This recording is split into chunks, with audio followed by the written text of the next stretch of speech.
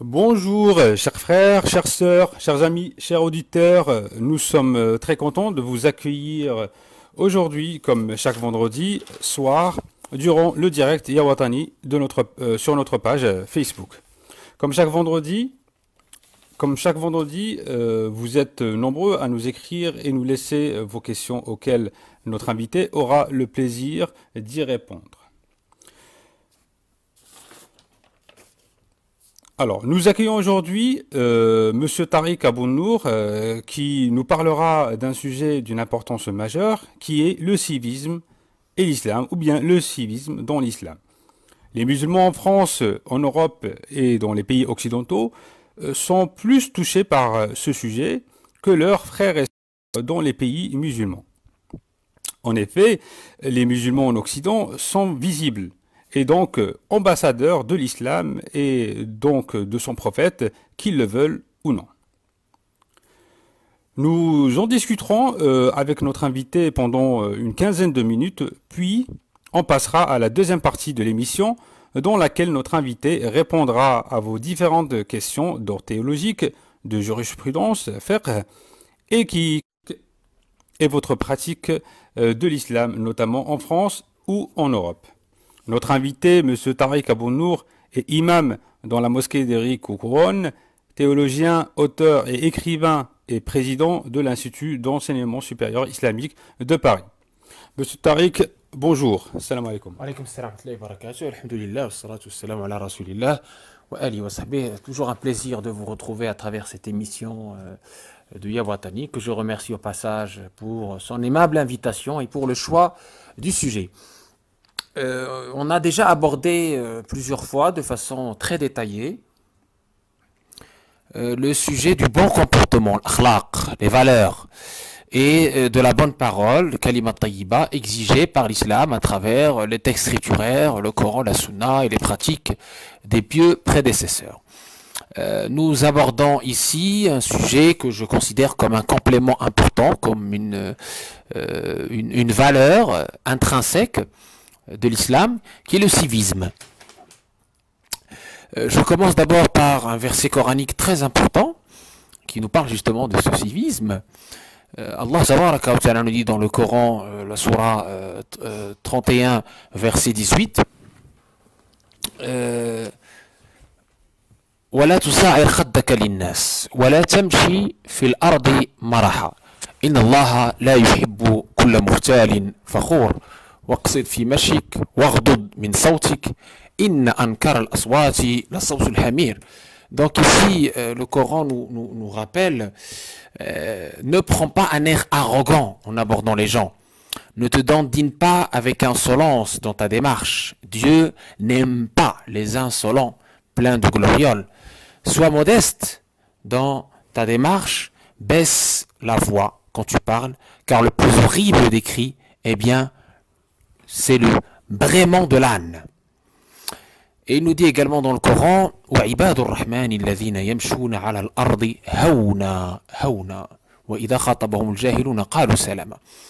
Dans la sourate Ar-Rahman, dans la sourate Al-Furqan, pardon, verset 63, Allah tabaraka wa ta'ala nous dit également, pour donner les spécificités de ses serviteurs pieux vertueux, et il les qualifie en les attribuant au Rahman, qualité de la miséricorde. Allah tabaraka wa ta'ala takhallaqu bi akhlaqir Rahman, justement, et pas de takabbur, le mutakabbir, c'est lui seul, le mutakabbir, le jabbar, l'omnipotent, le puissant.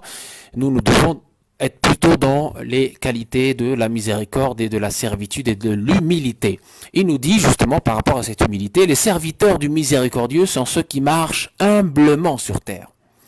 Alors les exégèses nous rapportent que ce mot humblement, haouna, veut dire à la fois l'humilité extérieure, mais également cette humilité intérieure, cet ascétisme, qui est le fait de se détacher de tout ce qui n'est pas Allah tabaraka wa ta'ala, de se détacher du bas monde, de ne pas avoir le bas monde comme quelque chose qui habite dans le cœur. Eh bien, les serviteurs du miséricordieux sont ceux qui marchent humblement sur terre et qui répondent avec douceur aux ignorants qui les interpellent. C'est-à-dire que si quelqu'un essaie de les provoquer, ils disent paix. Très important. Le bon comportement donc est exigé partout et avec tout le monde, car on est tous les ambassadeurs de notre belle religion. Le prophète sallallahu alayhi wa sallam nous dit, où que tu sois, crains Dieu. Ittaqillaha haythu ma kunt. Fais suivre la mauvaise action d'une bonne et l'effacera, et use d'un bon comportement envers les gens. Envers les gens. Les gens ici, nas veut dire toute l'humanité. Musulmans et non musulmans. Et justement, Nawawi, dans son exégèse de ce hadith qui est qualifié de bon, il dit, donc, et rapporté également par Tirmidhi, par une chaîne authentique qui est bonne, il dit tout ce qui est hadith concernant le bon comportement concerne à la fois notre relation avec le musulman et avec le non-musulman. C'est-à-dire la règle en islam, c'est le bon comportement avec toutes les créatures, au-delà même du règne humain, le règne animal et végétal, et on va le voir. Le sourire est aussi une aumône, nous dit le prophète sallallahu alayhi wa sallam. La tahqiranna min al-ma'ruf shay'an walau an talqa akhaka biwajhin taliq, akhrajahu Muslim. Le sourire est une aumône, le sourire également est quelque chose que Allah tabaraka wa ta'ala et son prophète sallallahu alayhi wa sallam nous incite à faire. Tabassumuka fi wajhi akhika sadaqah. Et toujours dans ce civisme, il faut comprendre qu'il y a plusieurs formes éminentes du civisme, qui peuvent être simples et faciles à réaliser au jour le jour. Par exemple, selon Abu Sa'id al-Khudri, le prophète sallallahu alayhi wa sallam nous dit, ne vous asseyez pas au bord de la route. Donc même la route, elle a des adab, elle a des droits. Les compagnons dirent au messager d'Allah, nous ne pouvons pas nous en passer, car c'est là pour nous l'occasion de parler entre nous. Alors Sayyiduna Muhammad sallallahu alayhi wa sallam nous a dit, si vous tenez absolument, si vous y tenez absolument, donnez au moins à la rue son droit. Vous voyez, même un objet inanimé tel la route, elle a des droits. Il dit, alors de quel droit s'agit-il au messager d'Allah? Il dit, baisser le regard, s'abstenir de faire du tort aux passants, rendre le salut, commander le bien, interdire le mal, et dans une autre version, enlever ce qui gêne, ce qui barre la route des gens, est aussi une aumône. Et c'est de Abu Hurayra, rapport du prophète sallallahu alayhi wa sallam, qui nous dit, évitez les deux actes maudits. Les compagnons demandèrent, mais quels sont ces actes maudits au messager d'Allah? Alors il répondit, déféquer sur la route ou à l'ombre sous laquelle les gens s'abritent. Vous voyez, rapporté par Muslim. Abu Hurayra rapporte que le prophète sallallahu alayhi wa sallam nous a dit, méditez dans ce hadith important. Il englobe vraiment tout ce qu'on dit depuis tout à l'heure. Le prophète sallallahu alayhi wa sallam nous dit, saluer les autres est une aumône. C'est un acte simple, saluer ton prochain. Aider quelqu'un à charger sa monture est une aumône. Un mot aimable est une aumône. Un mot aimable est une aumône.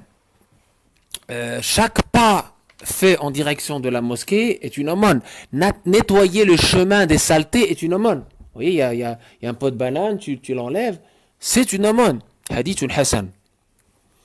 Le prophète sallallahu alayhi wa sallam nous dit, toujours pour abonder dans ce sens, j'ai vu un homme jouir de son séjour au paradis, car il avait enlevé un arbre mort qui barrait, qui gênait la route aux passants, rapporté par Muslim. Vous voyez, c'est un acte d'une simplicité anodin. Anodin, voilà. Il a enlevé ce qui gênait la route des gens et Allah l'a remercié en lui permettant d'aller au paradis. Et dans le Sahih d'Al-Bukhari et Muslim, d'après Abu Hurayra, le prophète nous a dit, la foi comporte 70 ou 60 ou 70 et quelques branches. La plus élevée consiste à déclarer qu'il n'y a de divinité si ce n'est Allah. La ilaha illallah. Alaha, qulu la ilaha illallah. Wa adnaha, et le moins élevé ou la moins élevée est doter un obstacle de la route. La pudeur est aussi une branche de la foi. Si vous méditez ce hadith de Shu'ab al-Iman, vous voyez que le plus haut, c'est effectivement cette adoration d'Allah, l'unique, sans rien lui associer. Et que c'est le cadre, il y a la relation avec Allah et puis la relation avec la créature qui est justement de cette bienveillance, le fait d'ôter l'obstacle de la route. Et la pudeur, ça concerne à la fois la pudeur avec Allah et la pudeur avec les créatures. Al-Bara ibn al-Azib rapporte que le messager d'Allah sallallahu alayhi wa sallam nous a ordonné 7 choses. Rendre visite aux malades. suivre le cortège funèbre. Dire à celui qui est éternu que Dieu soit miséricordieux avec toi. Soutenir le faible. Aider l'opprimé. Saluer les autres et honorer le serment. Rapporté dans Sahihain. Le prophète sallallahu alayhi wa sallam, aussi dans cet élan, nous dit, si vous êtes 3, ne discutez pas secrètement à 2 sans le 3e. Vous voyez la bienveillance et l'élégance. Jusqu'à ce que vous mélangez aux gens. Car sinon, le 3e à qui la parole n'a pas été adressée peut être peiné. Rapporté par le Bukhari au Muslim. إذا كنتم ثلاثة فلا يتناجى اثنان دون آخر حتى تختلطوا بالناس من أجل أن ذلك يحزنه متفق عليه. Et Sayyidina Abdullah ibn Amr ibn al-As, parmi les compagnons, les 4 Abdullah, surnommés les 4 Abdullah sur lesquels on a reçu la science du prophète sallallahu les gens qui étaient autour de lui disaient, quand il avait quelque chose à manger qu'il faisait cuisiner, un animal qu'il avait sacrifié, qu'il faisait cuire, il s'assurait d'abord que son voisin qui était juif recevait une part égale. Voilà, son voisin qui était juif, on sait que Médine était une société plurielle où il y avait juifs, chrétiens, musulmans, polythéistes qui cohabitaient en paix dans l'entraide et la bienveillance et le bon comportement des musulmans était effectivement le vecteur de la da'wah, le vecteur important de la da'wah. Dans les précieux conseils de notre imam Malik, dans sa lettre adressée au sultan Abbasid Harun Rashid, il dit « Ne détourne pas ton visage des gens et sois humble, car on m'a rapporté du prophète sallallahu Ahlul jannati kullu hayyinin layyinin sahlin tariq » Les gens du paradis, ce sont les faciles, souples, les doux, les joviaux, les avenants. Il faut effectivement retenir sa langue et ses 5 sens de tout ce qui est péché, mauvaise parole, inutile, ou ce qui blesse l'autre, etc. Allah tabaraka wa ta'ala nous dit وَلَا تَقْفُ مَا لَيْسَ لَكَ بِهِ عِلْمٍ إِنَّ الْبَصَرَ فُؤَادَ كُلُّ أُولَئِكَ كَانَ عَنْهُ مَسْئُولًا. N'affirme rien dont tu ne sois sûr, car il sera demandé compte à l'homme de ce qu'il aura fait de l'ouïe, de la vue et du cœur. Et Sayyiduna Abu Huraira rapporte du prophète sallallahu alayhi wa sallam, celui qui croit en Allah et au jour dernier, qu'il reçoive généreusement son hôte, son invité, celui qui croit en Allah et au jour dernier, qu'il maintienne, renoue les liens de parenté, et celui qui croit en Allah et au jour dernier dise une parole de bien douce ou qu'il se taise. Rapporté par le Bukhari au Muslim. Et dans l'autre hadith également, fait partie du bel islam de la personne le fait de ne pas se mêler de ce qu'il ne regarde pas. Et enfin, même le regard. On a parlé du sourire tout à l'heure, on a parlé du comportement qui est bienveillant vis-à-vis de ton prochain, quel que soit ce prochain. Et bien même le regard, le prophète sallallahu alayhi wa sallam nous a dit, celui qui jette un regard doux, affectueux, d'amour envers son prochain, Dieu lui pardonnera. Et celui qui jette un regard d'effroi à son prochain sans raison valable, eh bien, Allah tabaraka wa ta'ala va l'effrayer au jour du jugement. وَمَنْ نَظَرَ لِأَخِيهِ نَظْرَةً يُخِيفُهُ بِهَا مِنْ غَيْرِ وَجْهٍ حَقٍّ مِنْ غَيْرِ وَجْهٍ حَقٍّ أَخَافَهُ اللَّهُ يَوْمَ الْقِيَامَةِ. Donc, vous voyez, la façon de discuter, la façon de parler, la façon de regarder l'autre, le sourire, cette bienveillance, cette élégance, cette beauté, tout ça c'est el jamal, la beauté. C'est la beauté dans l'islam. Dans l'islam, qui est évidemment le pilier essentiel de ce qu'on appelle la da'wah, c'est-à-dire la communication, parce que justement l'être humain est rebuté de toute agressivité et de toute laideur, et l'être humain est attiré par tout ce qui est beau, et notamment le beau comportement, cette beauté intérieure qui était le signe distinctif du prophète sallallahu et ses compagnons, c'est-à-dire les premiers disciples de l'école muhammadienne. Merci beaucoup. Donc, je voulais pas vous arrêter et poser mes questions parce que justement, c'était très très intéressant ce que vous disiez. Finalement, cher Tarek Abou-Nour, le civisme, c'est le bon comportement. Il en fait partie. Il en fait partie. Donc le bon comportement est un terme générique. Le civisme est quelque chose qui fait partie du bon comportement. C'est je vais dire, un pilier intrinsèque de ce bon comportement. Le civisme, si vous voulez, c'est l'aspect de la beauté, l'aspect caractéristique extérieur du bon comportement. C'est-à-dire, vous êtes dehors, hawlan, vous marchez humblement. Vous êtes dehors, vous baissez le regard. Vous êtes dehors, vous ne dérangez pas le prochain. Vous êtes par exemple dans un transport en commun, vous laissez votre place. Ça c'est le civisme de l'islam. À quelqu'un qui en a plus besoin, une personne âgée, une personne malade, etc., une personne enceinte.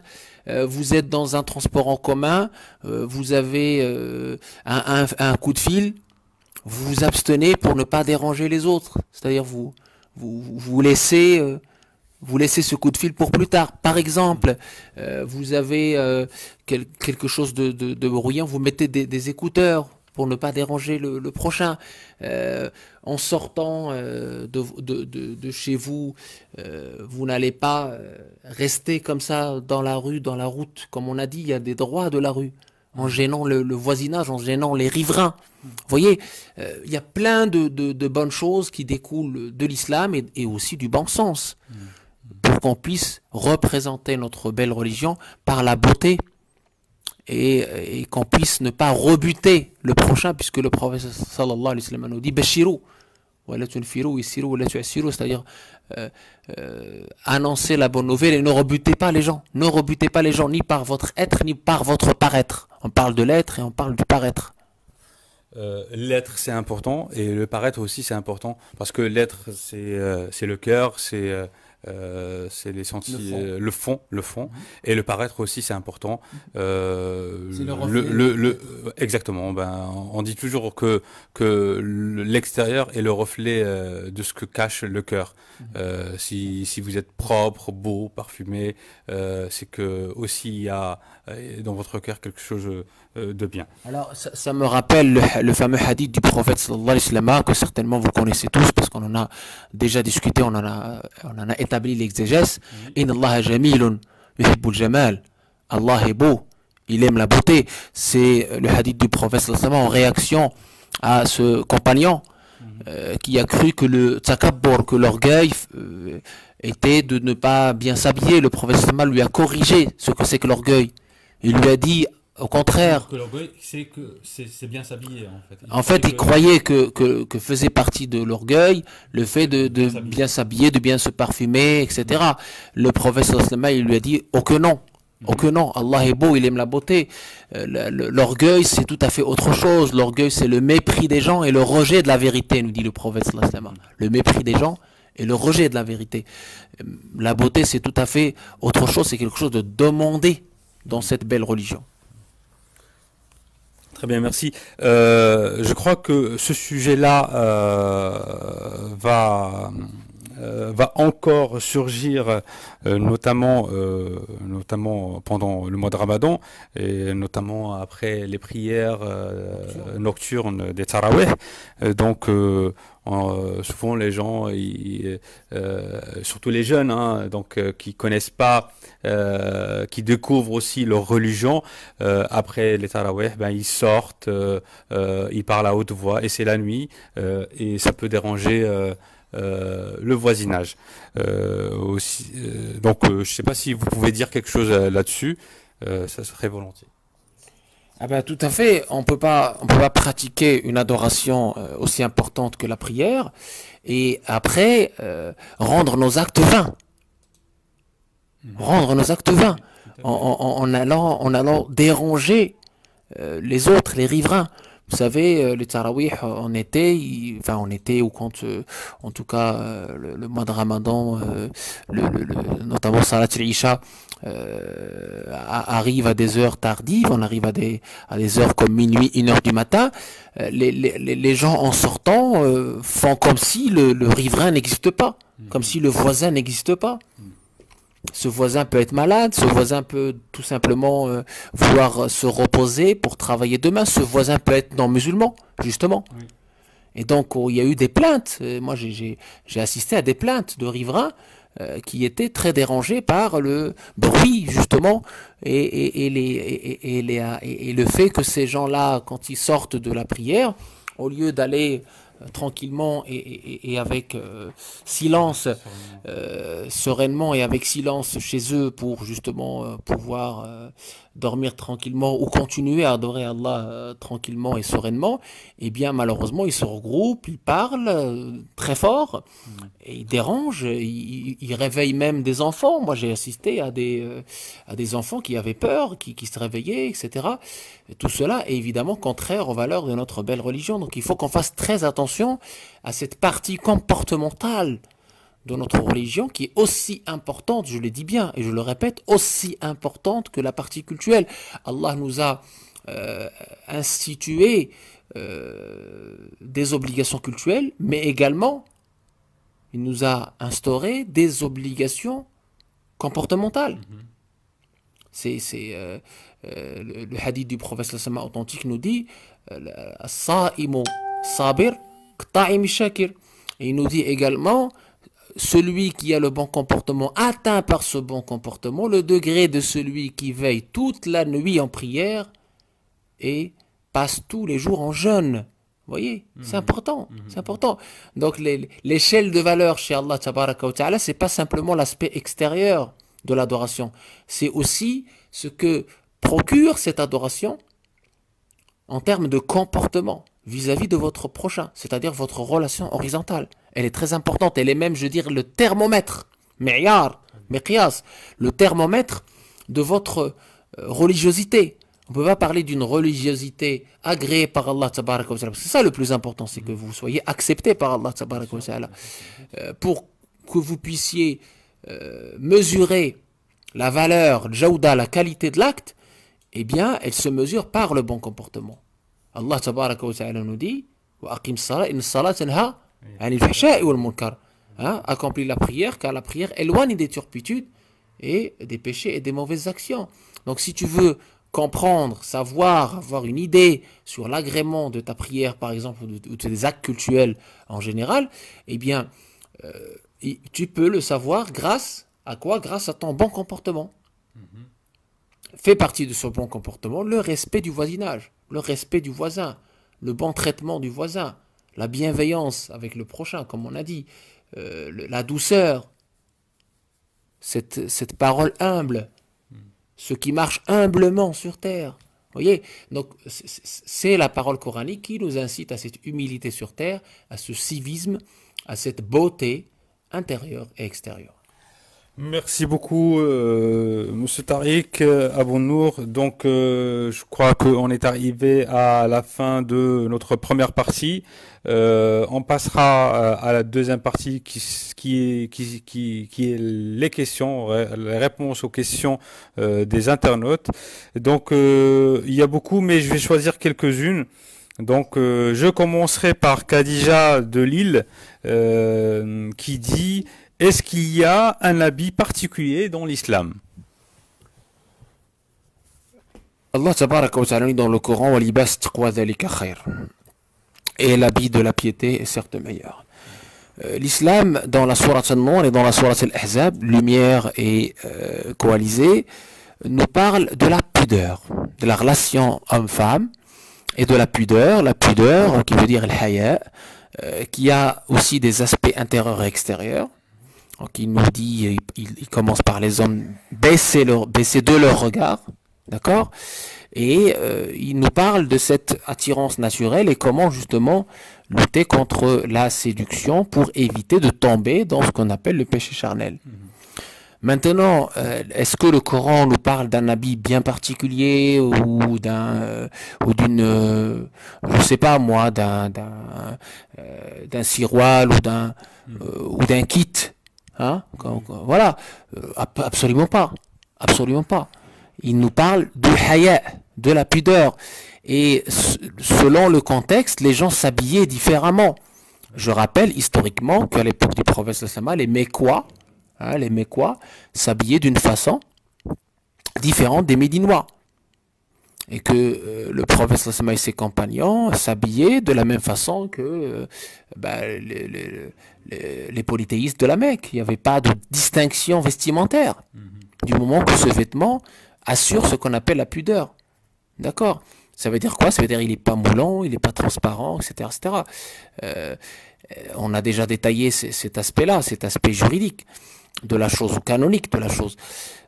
Pareil, quand les compagnons sont partis à Médine, ils ont trouvé que les Médinois s'habillaient d'une façon différente. Est-ce que le prophète sallallahu leur a dit de changer leur habit et de s'habiller exactement comme les Mécois ou comme les Qurayshites? Absolument pas. Quand l'islam est rentré en Égypte avec Amr ibn al-As, est-ce que les compagnons ont demandé aux Égyptiens de changer leurs vêtements, de changer leur machin et tout ça pour s'habiller comme les Mécois ou comme les Médinois? Absolument pas. D'accord? Quand Sayyiduna Muhammad sallallahu alayhi wa sallam a envoyé Mu'adh ibn Jabal, le meilleur connaisseur du halal et du haram, comme ambassadeur de cette belle religion au Yémen, est-ce que Mu'adh ibn Jabal a demandé aux Yéménites de changer leur habit? On sait que les Yéménites s'habillent encore avec ce fameux, comment on appelle ça, ce qu'ils mettent autour de la taille. Vous voyez, ouais. Jusqu'à maintenant. Donc est-ce qu'il leur a demandé de changer ça et de mettre l'habit des Mécois ou l'habit des Médinois ou l'habit des Égyptiens? Absolument pas. Vous voyez, donc c'est pas un habit que vous voyez dans tel magasin ou dans tel pays qui est la règle. Qui est la référence. Vous voyez, c'est pas ça du tout. Donc, les gens se trompent. Bien au contraire, les salafs disaient que celui qui se distingue de son contexte par un habit tout particulier, il attire sur lui le regard. Ouais. Et oui. Et donc, c'est ce qu'il faut éviter. Et c'est exactement ce qu'il faut éviter, notamment pour si on veut parler de pudeur. Oui. Vous voyez, il attire sur lui le regard. Oui. Hein?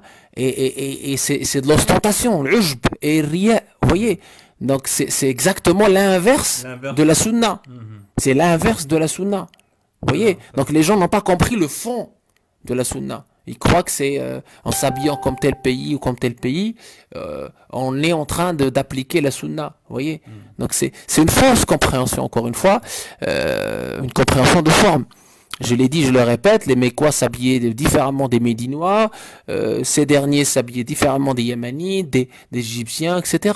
Donc chaque pays avait sa coutume en fonction de son climat, hein, froid, chaud, tempéré, en fonction de son histoire, de sa culture, du moment que cet habit, je le dis et je le répète, ne contredit pas la pudeur. Donc la règle, et ne choque pas les gens. La règle, c'est la pudeur. Et ne pas choquer son contexte, ne pas attirer sur soi le regard, parce que justement, il est demandé la discrétion, l'humilité, on en a parlé tout à l'heure.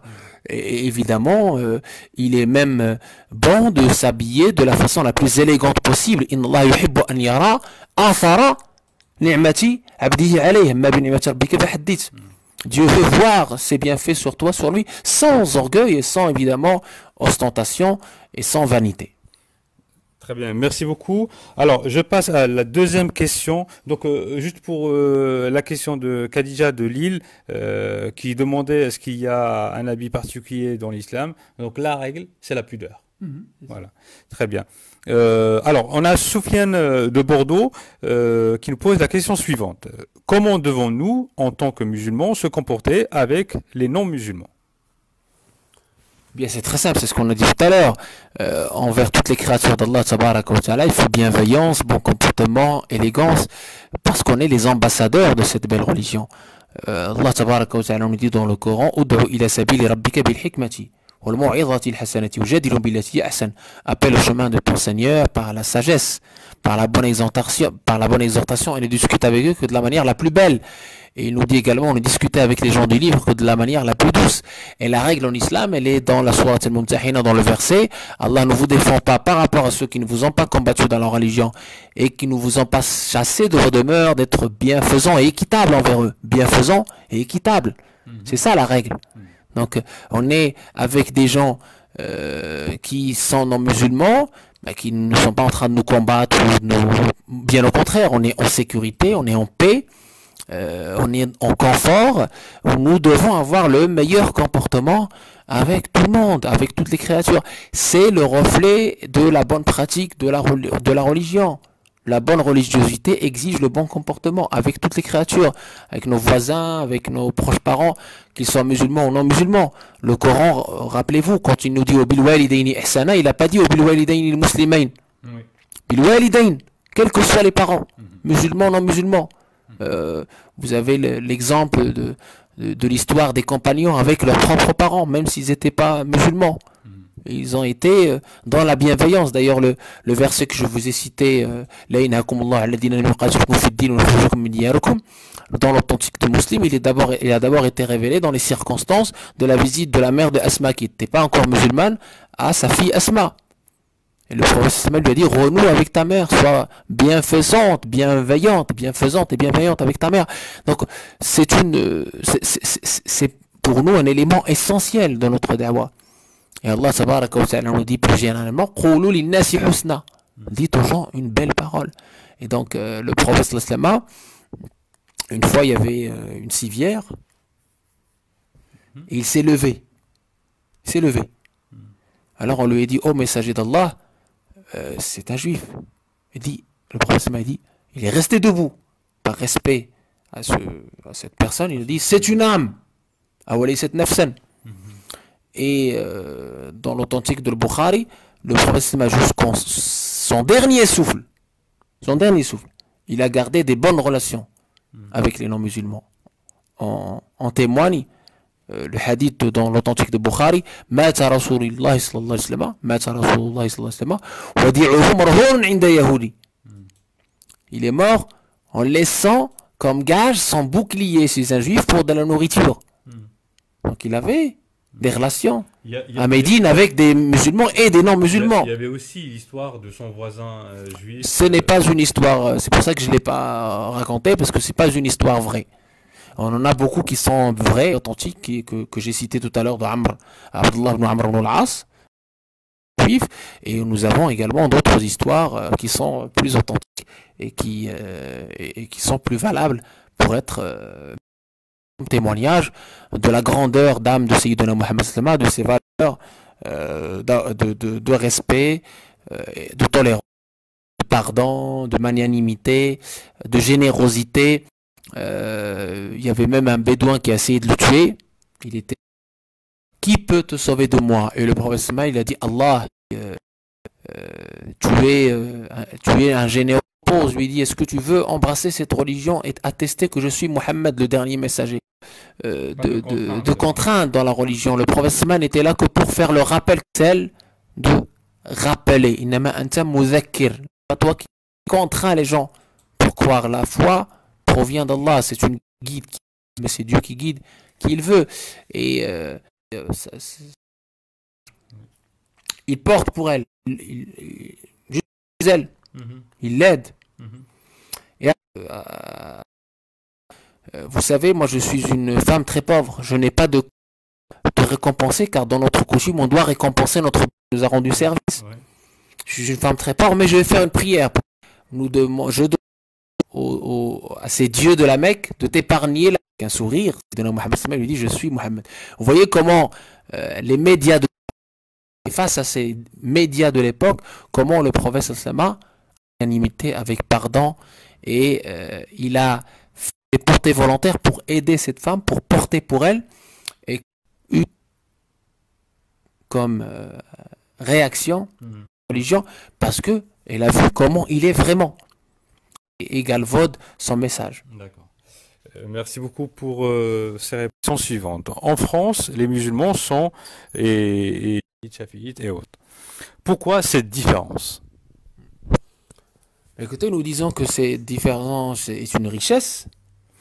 Cette diversité est une richesse, puisque les 4 grandes écoles sunnites ont tous leurs références, qui est le Coran et la Sunna, la bonne compréhension du Coran et de la Sunna, pas la compréhension selon les passions, selon vos passions, mais la compréhension de ces pieux sont Abu Hanifa, Malik, Shafi, Ibn Hanbal, qui ont justement les bonnes règles.